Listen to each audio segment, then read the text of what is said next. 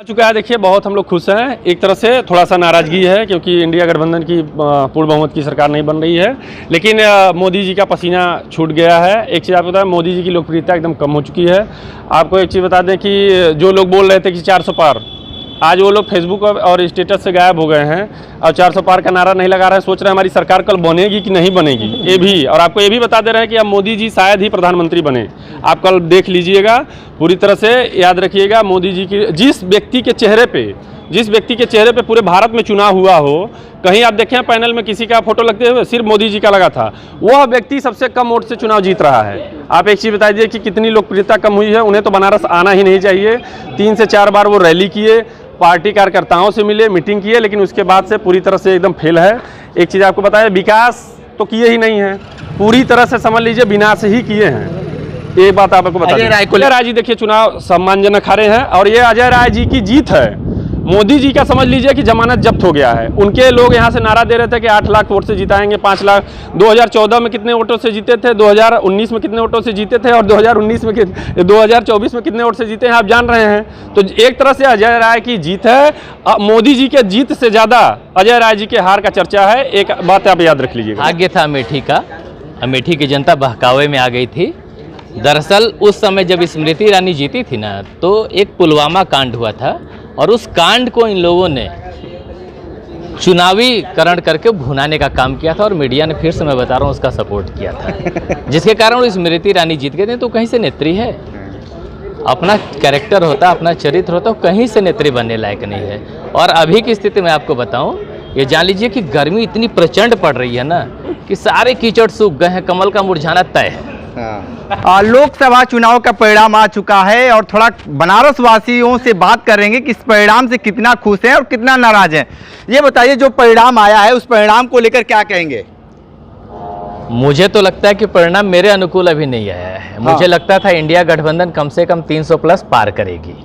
तो ऐसे कहाँ चूक हो गई जो 300 प्लस पार नहीं हो पाए? थोड़ी सी जो ये बिकाऊ मीडिया है ना, आप अपने पर मत लीजिएगा, मैं बड़े मीडिया घराने की बात कर रहा हूँ। जो बड़े मीडिया के घराने हैं ना, जो बिकाऊ हैं, ये शुरू से 400 पार का आंकड़ा दिखा रहे थे। चुनाव के बाद भी 397 से 400 का आंकड़ा दिखा रहे थे। ये जो है ना, ये बहुत बड़ा फैक्टर है। आज भी लोग जो है ना, ये चौथे स्तंभ जो मीडिया है ना, इस पर बहुत भरोसा करते हैं, आंख बंद करके विश्वास करते हैं। लेकिन निरंतर ये बड़े मीडिया के घराने, मैं फिर से मीडिया का नाम ले रहा हूँ कि बड़े मीडिया के घराने हैं ना, वो अपनी विश्वसनीयता खोते जा रहे हैं और उसी से प्रभावित होकर के बहुत सारे लोगों ने इस चीज़ को दिया। लेकिन जो सबसे बड़ी बात है ना, जो सबसे बड़ी बात ये है कि संविधान की जीत हुई है। वो 400 पार का नारा ही इसलिए दे रहे थे कि वो चाहते थे कि वो संविधान को बदल देंगे। उन्होंने बहुत सारे ऐसे कानून बदले हैं ना, जो आम जनता के, गरीबों के, शोषितों के, वंचितों के खिलाफ रहे हैं।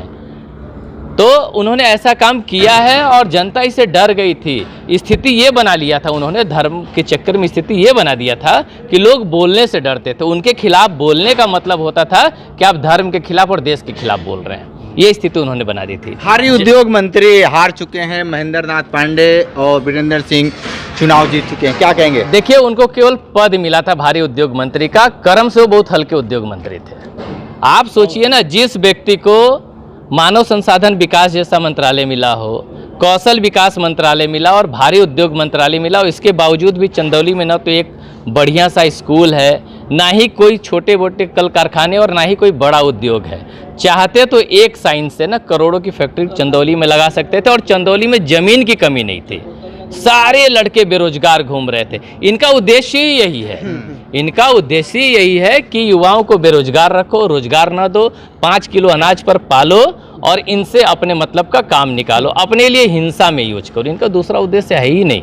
ठीक है, क्या कहेंगे भाई, परिणाम आ चुका है? देखिए, बहुत हम लोग खुश हैं। एक तरह से थोड़ा सा नाराजगी है क्योंकि इंडिया गठबंधन की पूर्ण बहुमत की सरकार नहीं बन रही है, लेकिन मोदी जी का पसीना छूट गया है। एक चीज़ आपको बताएं, मोदी जी की लोकप्रियता एकदम कम हो चुकी है। आपको एक चीज़ बता दें कि जो लोग बोल रहे थे कि 400 पार, आज वो लोग फेसबुक और स्टेटस से गायब हो गए हैं और 400 पार का नारा नहीं लगा रहे हैं। सोच रहे हैं हमारी सरकार कल बनेगी कि नहीं बनेगी। ये भी, और आपको ये भी बता दे रहे हैं कि अब मोदी जी शायद ही प्रधानमंत्री बने।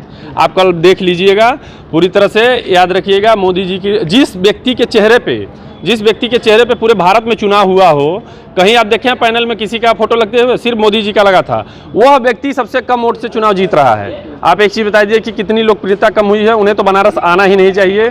3 से 4 बार वो रैली किए, पार्टी कार्यकर्ताओं से मिले, मीटिंग किए, लेकिन उसके बाद से पूरी तरह से एकदम फेल है। एक चीज़ आपको बताया, विकास तो किए ही नहीं हैं, पूरी तरह से समझ लीजिए विनाश ही किए हैं। एक बात आपको बता अजय दें, राय को लेकर क्या कहेंगे?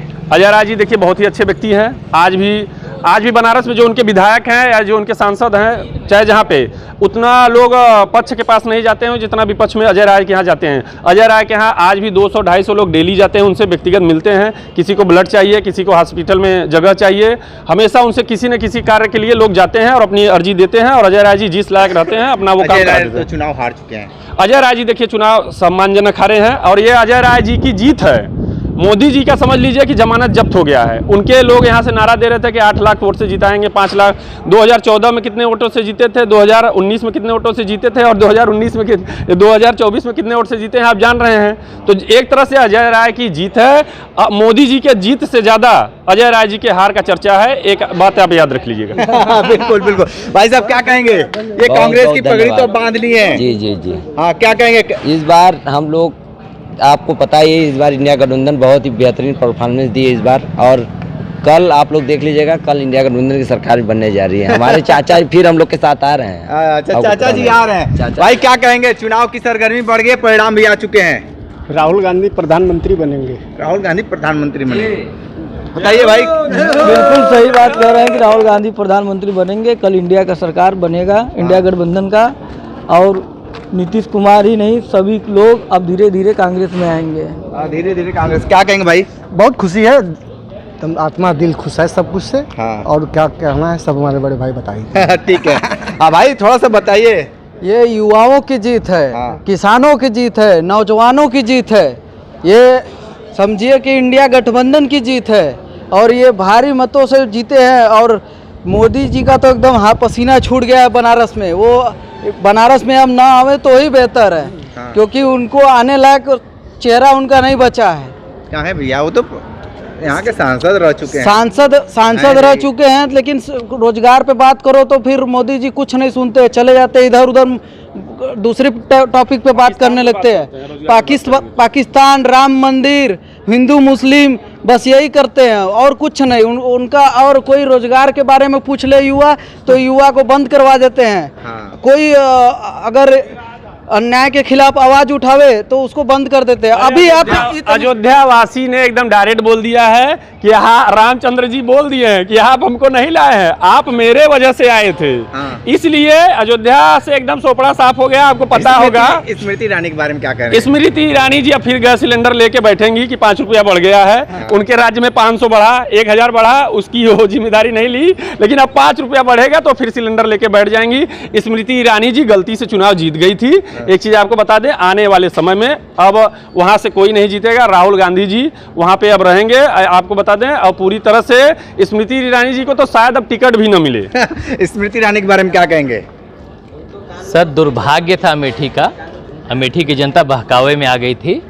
दरअसल उस समय जब स्मृति ईरानी जीती थी ना, तो एक पुलवामा कांड हुआ था और उस कांड को इन लोगों ने चुनावीकरण करके भुनाने का काम किया था और मीडिया ने, फिर से मैं बता रहा हूँ, उसका सपोर्ट किया था, जिसके कारण स्मृति ईरानी जीत गए थे। तो कहीं से नेत्री है, अपना कैरेक्टर होता, अपना चरित्र होता, कहीं से नेत्री बनने लायक नहीं है।